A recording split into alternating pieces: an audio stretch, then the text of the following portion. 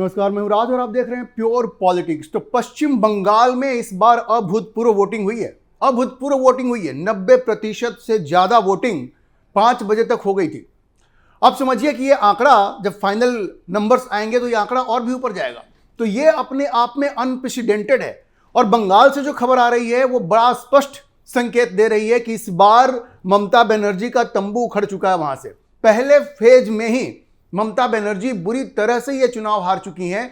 और ग्राउंड से जो रिपोर्ट आ रही है वो ये बता रही है कि हर हाल में भारतीय जनता पार्टी को 100 से ज्यादा सीटें, ये जो 152 सीटों के लिए ये जो वोटिंग हुई उसमें 100 से ज्यादा सीटें भारतीय जनता पार्टी को मिल रही हैं। और देखिए, ये जो SIR में ममता बनर्जी ये जो हंगामा कर रही थी कि बहुत ज्यादा नाम कट गए हैं और इसका असर पड़ेगा चुनाव पे, कोई असर नहीं पड़ा है। रिकॉर्ड वोटिंग हुई है 90% से ज्यादा। और जैसा मैंने आपको बताया, ये आंकड़ा और भी ऊपर जाएगा जब फाइनल फिगर्स आएंगे। तो ममता बनर्जी के सारे षड्यंत्र फेल हो गए हैं।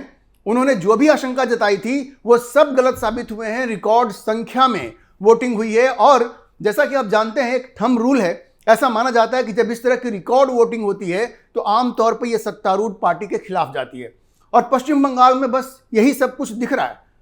15 सालों से ममता बनर्जी का जो कुशासन पश्चिम बंगाल में था उसके खिलाफ बंगाल के लोगों ने बड़ी संख्या में बाहर आकर के अपनी नाराजगी जताई है और ममता बनर्जी को उखाड़ फेंका है। चारों तरफ से पूरे बंगाल से जैसी खबरें आ रही हैं उसमें यह बड़ा स्पष्ट है कि ममता बनर्जी 4 मई को इतिहास बनने जा रही हैं। वहां के सरकार की जहां तक बात है तो ममता सरकार बिल्कुल इतिहास बन जाएगी और पहली बार बंगाल में भारतीय जनता पार्टी की सरकार बनने जा रही है। इसकी पूरी संभावना है क्योंकि ग्राउंड से रिपोर्ट यह बता रही है कि कम से कम 100 से ज्यादा सीटें भारतीय जनता पार्टी को मिलेंगी। भारतीय जनता पार्टी के नेता शुवेंदु अधिकारी, उनका तो यह कहना है कि उनको यह पूरा यकीन है कि उन्हें कम से कम 125 सीटें मिलेंगी। 152 में से 125 सीटें उनको मिलेंगी। तो आप ये समझ लीजिए कि ये ममता बनर्जी के शासन का बिल्कुल अंत है। मैं आपको बता दूं कि पहले फेज में जिन 152 सीटों पे वोटिंग हुई उसमें पिछली बार भारतीय जनता पार्टी को जो 77 सीटें आई थी उनमें से आप ये मान के चलिए कि 59 सीटें, 59 सीटें इसी पहले फेज में थी। मतलब ये कितना जबरदस्त एरिया था। ये पहले दौर में जहां चुनाव हुए हैं वो भारतीय जनता पार्टी का गढ़ माना जाता है। पिछले चुनाव में भी जो सीटें भारतीय जनता पार्टी को आई थी 77, उनमें से तकरीबन 60 सीटें इन्हीं कॉन्स्टिट्यूएंसीज में से आई थी। तो यह भारतीय जनता पार्टी का स्ट्रांग होल्ड था। और वहां पे इस बार जिस तरह की वोटिंग हुई है और भारतीय जनता पार्टी के लीडर जिस तरह से कॉन्फिडेंस दिखा रहे हैं उससे बड़ा स्पष्ट है कि पहले फेज में ही भारतीय जनता पार्टी की सरकार लगभग बन रही है। दूसरे फेज का चुनाव 29 अप्रैल को होगा, लेकिन पहले फेज ने ही स्टेज सेट कर दिया है और भारतीय जनता पार्टी की सरकार वहां बनने जा रही है, बिल्कुल तय है। अब देखिए, दूसरे फेज की जो पोलिंग है 29 अप्रैल को होगी जिसमें 142 असेंबली कॉन्स्टिट्यूएंसी में वोटिंग होगी। वैसे आप देखें तो बाई एंड लार्ज इलेक्शन शांतिपूर्ण ही रहा। कुछ घटनाएं अलग अलग जगहों से रिपोर्ट हुई हैं और मुर्शिदाबाद में तो एक ऐसी घटना हुई जहां तृणमूल कांग्रेस और हुमायूं कबीर, ये हुमायूं कबीर जिन्होंने कि बाबरी मस्जिद का शिगुफा छोड़ा था, उनके लोगों के बीच में और तृणमूल कांग्रेस के कार्यकर्ताओं के बीच में झड़प हो गई। वहां तो एक बम भी फटा है और इस तरह की कुछ छुटपुट घटनाएं हुई हैं, लेकिन by and large election peaceful हुआ है। तो जिस तरह से सेंट्रल फोर्स ने पश्चिम बंगाल में अपना रोल प्ले किया है और ये तमाम आपत्तियों के बावजूद जो तृणमूल कांग्रेस ने सेंट्रल फोर्स के खिलाफ दर्ज कराई मौखिक रूप से, इतनी सोशल मीडिया पे इन लोगों ने बयानबाजी की, इनके नेताओं ने, इनके सांसदों ने इस तरह से गालियां दी सेंट्रल फोर्स को, उसके बाद आप देखिए कि ममता बनर्जी को इन सब के बावजूद इस बार वहां से बोरिया बिस्तर उठा के जाना पड़ रहा है क्योंकि पहले फेज में सेंट्रल फोर्स ने यह सुनिश्चित किया है कि वहां पे कोई भी हिंसा की वारदात ना हो, कोई बूथ ना लूटा जाए और जो तृणमूल कांग्रेस के जो गुंडे हैं वो किसी भी तरह से इलेक्शन को तृणमूल के लिए हाईजैक न कर लें, उनको पूरी तरह से रोक के रखा। जैसा मैंने बताया, ये जहां पे मुर्शिदाबाद में जो घटना हुई है वहां पे जो कैंडिडेट थी तृणमूल कांग्रेस की वो घायल भी हो गई उस बॉम्ब ब्लास्ट में, ऐसी खबर आ रही है। हालांकि उनको कोई चोट नहीं आई है। तृणमूल कांग्रेस की जो कैंडिडेट हैं सहीना मुमताज वो बच गई है वहां पे, शायद उनको छोटी मोटी चोट आई है वहां पे, और ये घटना हुई है शिवनगर प्राइमरी स्कूल में। और इन लोगों का ये आरोप है कि ये जो वहां पे ब्लास्ट हुआ है उसमें हुमायूं कबीर के लोगों का हाथ है। तो देखिए, हुमायूं कबीर और तृणमूल कांग्रेस के बीच में मुस्लिम वोटों को लेकर के एक खींचतान चल रही है, और उसी की ये घटना है। कई जगहों से ऐसी भी खबर आई है जहां पे भारतीय जनता पार्टी के कैंडिडेट को चेंज किया गया है, उनको दौड़ा करके उनको फिजिकली, शारीरिक रूप से नुकसान पहुंचाने की कोशिश की गई है, लेकिन वो कोशिश सफल नहीं हो पाई है, ऐसी खबरें आ रही हैं।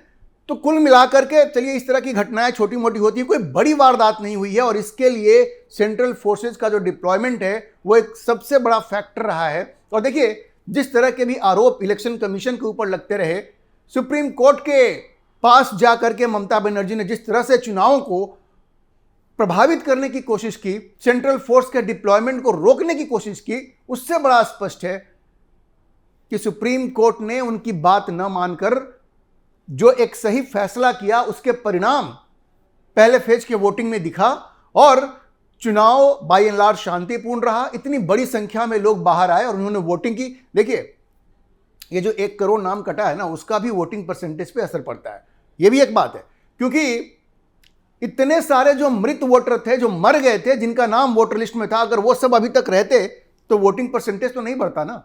तो वोटर लिस्ट में चूंकि वो SIR की वजह से नाम कटे हैं, तो जाहिर है वोटिंग परसेंटेज जो है वो ऊपर जाएगा, ये भी एक फैक्टर है। 1 करोड़ के लगभग जो नाम कटे, उसकी वजह से भी वोटिंग परसेंटेज ऊपर गया है, ये भी एक फैक्ट है। लेकिन उसके अलावा जिस तरह से ये शांतिपूर्ण चुनाव वहां पे संपन्न हुए हैं, इसके लिए इलेक्शन कमीशन को, सुप्रीम कोर्ट को बधाई देना बनता है, और उनका हर किसी को यह मानना चाहिए कि भाई आप लोगों ने जो मेहनत की और ममता बनर्जी के दबाव में नहीं आए, इसके लिए उनकी प्रशंसा होनी चाहिए। अब देखिए, कहने के लिए तो ममता बनर्जी भी बड़ी कॉन्फिडेंट दिख रही हैं। उनका कहना है कि भाई पहले फेज में ही हमें जबरदस्त बढ़त मिल गई है, लेकिन ग्राउंड से जो खबर आ रही है वो कुछ और ही बता रही है। ममता बनर्जी कह तो रही हैं, लेकिन उनके अंदर वो विश्वास नहीं है, उनका बॉडी लैंग्वेज नहीं बता रहा है कि वास्तव में उनको कोई बड़ी जीत मिली है पहले फेज में। वहीं दूसरी तरफ शुवेंदु अधिकारी, जैसा मैंने आपको बताया, वो ये कह रहे हैं कि उनको कम से कम 152 में से 125 सीटें मिलेंगी, और उसकी वजह यह है कि इस बार वहां जबरदस्त हिंदू एकता देखने को मिला है। हिंदू वोटों का जो कंसोलिडेशन है वो बिल्कुल अपने चरम पर है। शुवेंदु अधिकारी ने खुद यह माना है, उनका यह कहना है कि भाई ये जहां वोटिंग हुई है वहां पे मुसलमान जो थे उन लोगों ने बड़ी संख्या में आकर के तृणमूल कांग्रेस को वोट दिया है, एक तरह से गोलबंद हुए तृणमूल कांग्रेस के पक्ष में। लेकिन उनका यह कहना है कि काउंटर पोलराइजेशन भी हुआ है, इसका एक असर यह भी हुआ है कि हिंदू भी संगठित हुए हैं। 85% हिंदुओं ने तृणमूल कांग्रेस को वोट दिया है, ऐसा कहना है शुवेंदु अधिकारी को। और अगर यह बात सही होती है, अगर 85% से छोड़िए, अगर 60% हिंदुओं ने भी अगर भारतीय जनता पार्टी को वोट दिया है, तो यह ममता बनर्जी के लिए बहुत बुरी खबर है, क्योंकि ऐसी स्थिति में अगर 60% से ज्यादा हिंदुओं ने अगर भारतीय जनता पार्टी को वोट दिया है, तो फिर ममता बनर्जी की हार बिल्कुल अवश्यंभावी है, एकदम निश्चित है, उसको कोई रोक नहीं पाएगा। तो ममता बनर्जी बहुत ही कमजोर स्थिति में है इस वक्त, जो वहां से खबरें आ रही हैं। इतनी बड़ी संख्या में लोगों का वोट करना, हिंदुओं का कंसोलिडेशन होना और मुस्लिम वोटों का बंटना। देखिए, इसमें कोई शक नहीं है कि मुसलमानों का जो लार्जेस्ट चंक है वो तो तृणमूल कांग्रेस को ही जाएगा, लेकिन जैसी खबरें आ रही हैं, बाकी जो पार्टियां हैं और बाकी जो गठबंधन है वो भी मुस्लिम वोट काट रहे हैं। जैसे कांग्रेस भी 294 सीट पे चुनाव लड़ रही है, बेरामपुर में आप देखिए, वहां पे अधीर रंजन चौधरी भी हैं, तो कांग्रेस भी थोड़े थोड़े वोट मुसलमानों के काट रही है। फिर लेफ्ट फ्रंट है, जिसने कि 30 साल से ज्यादा वहां शासन किया है, और इस बार उसने हाथ मिलाया है ISF से। नौशाद सिद्दीकी का जो ISF है उसके साथ उन लोगों ने हाथ मिलाया है, तो वो भी मुसलमान वोट काट रहा है। और हुमायूं कबीर तो है ही, जो तृणमूल कांग्रेस के साथ अभी हिंसा की इस घटना में उनका नाम सामने आया है। तृणमूल कांग्रेस तो आरोप लगा रही है कि उन्होंने बम ब्लास्ट करवाया, और हुमायूं कबीर पूरी कोशिश करेंगे कि जहां जहां भी वो चुनाव लड़ रहे हैं वहां मुसलमानों का वोट काटे। और उसके अलावा ओवैसी तो है ही। जब ये स्टिंग वहां पे सामने आया जिसमें ये दिखाया गया कि क्लेम किया गया, देखिए कोई प्रमाणित नहीं हुआ है कि भारतीय जनता पार्टी से 1000 करोड़ की डील हुई थी हुमायूं कबीर की, जिसका कोई प्रमाण नहीं आया है। लेकिन ममता बनर्जी ने ऐन मौके पे ये स्टिंग इसलिए रिलीज किया क्योंकि उनको ये डर था कि हुमायूं कबीर और ओवैसी मिलकर के मुसलमानों का वोट काटेंगे, तो उस स्टिंग से उन्होंने उसका मुकाबला करने की कोशिश की और उसका थोड़ा नुकसान भले हुआ हो। अगर स्टिंग नहीं हुआ होता तो निश्चित रूप से ओवैसी और ज्यादा असरदार होते इस बार के इलेक्शन में। खैर जो भी हो, ओवैसी का एक अपना प्रभाव है और थोड़े बहुत वोट वो भी काटेंगे। तो देखिए जो खबर आ रही है पूरी तरह से हिंदू कंसोलिडेशन, भारतीय जनता पार्टी के पक्ष में हिंदुओं का लामबंद होना, मुसलमानों का वोट कटना, जितनी बड़ी संख्या में लोगों का घर से बाहर निकलना और जाकर के वोट देना।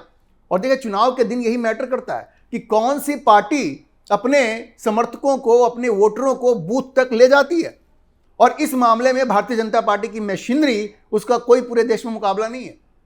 भारतीय जनता पार्टी ने अपने तमाम नेताओं को डिप्यूट कर रखा है बंगाल में और उसका परिणाम देखने को मिलेगा आपको।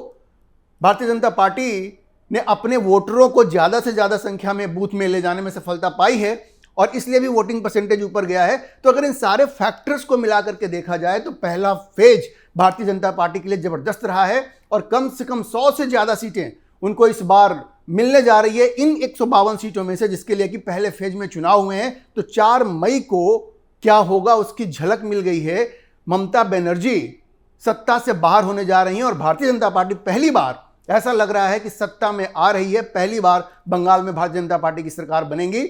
इसकी रूपरेखा पहले फेज में ही बिल्कुल तय हो गई है। अभी के लिए इतना ही। हम इस खबर पर नजर बनाए रखेंगे और आपको अपडेट करते रहेंगे। इस विषय पर आप क्या सोचते हैं अपनी राय कमेंट बॉक्स में जरूर लिखें और अगर आपको ये वीडियो पसंद आया हो तो आप इसे लाइक करें, शेयर करें और हमारे चैनल को सब्सक्राइब जरूर करें।